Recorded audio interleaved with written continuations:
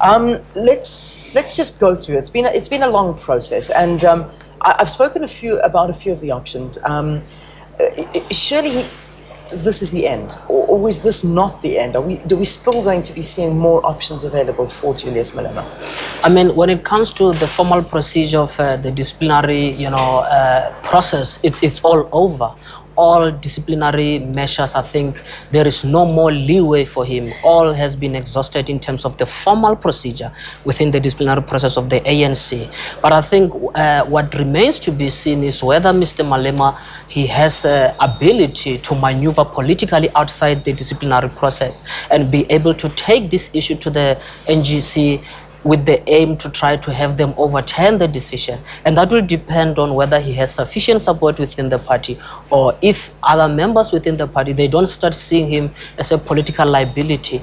It stands to be seen. I believe that the way I see it, people are going to start to see him as a political liability. People are starting to think of their political life beyond him. And then will he be able to change that perspective? I don't know how will he be able to do that. I mean, we said in the introduction that he hopes to petition the ANC's National Executive Committee to review the verdict next month. When one looks at the NEC, is there anybody really on his side? Is there anybody that he can rely on to say, all right, they're going to push me forward. There is an option there to help me.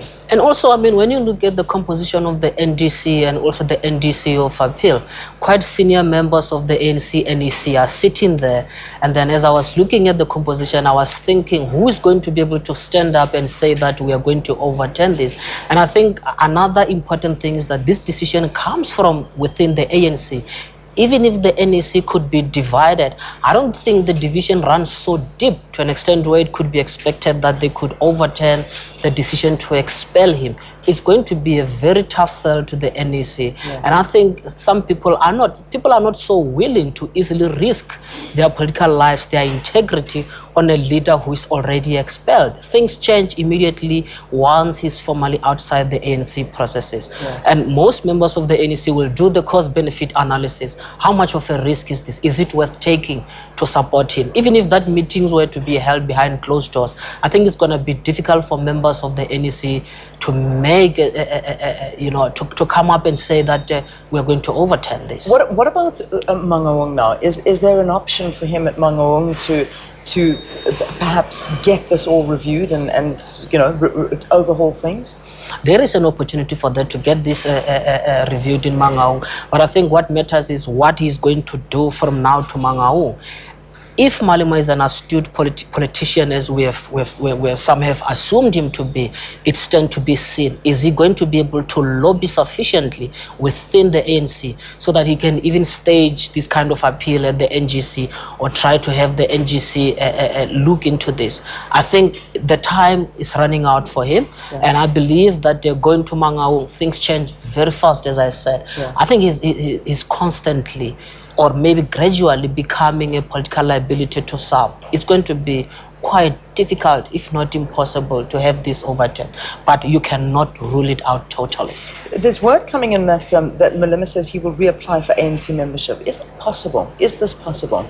I mean, in terms of the formalities, I don't know, because what it says, what the decision says, that he has been expelled for that period of time. Within that period of time, he cannot do anything that brings him back to the ANC. And again, if the ANC was to reconsider his application for membership, there is an indication that he could use his membership to challenge that very decision to expel him from the party, which could bring the party into disrepute.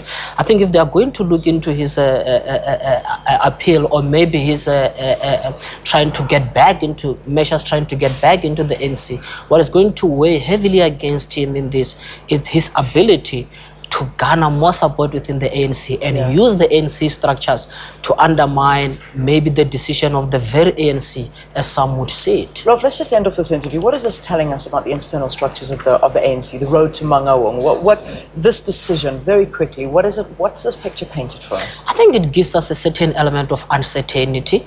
It's not, we cannot call Mangaung yet. There is a belief that those who are against Mr. Malema wanted to have him out so that they can win in Mangaung wrong, but I think that's not certain.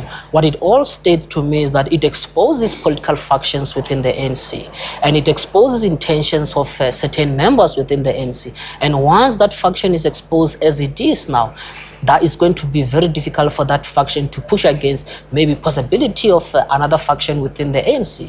So I think what it says is that this internal process within the ANC, what it says is that it's going to be very difficult to call. And I think anything could happen. Anything could happen. And I think it's exciting. We should be excited that in a democratic dispensation we're seeing something like this. Yeah, politics never boring in South Africa.